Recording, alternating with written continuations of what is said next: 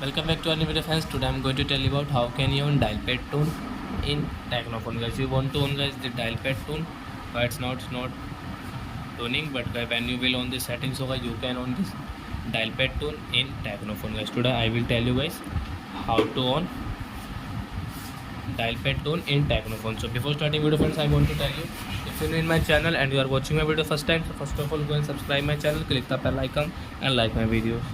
So guys, now let's start video. First of all, open your phone setting.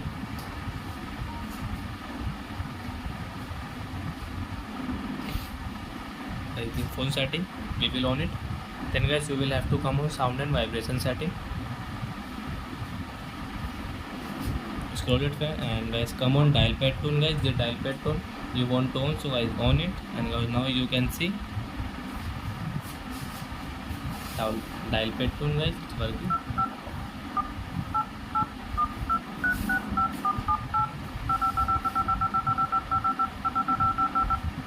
So your friends, you have understood how to use dial pad tone and guys how to on. I think friends you have understood. So that's it guys. Bye bye guys. Thank you for watching my video guys. Before guys, I want to tell you, please go and like my video, subscribe my channel.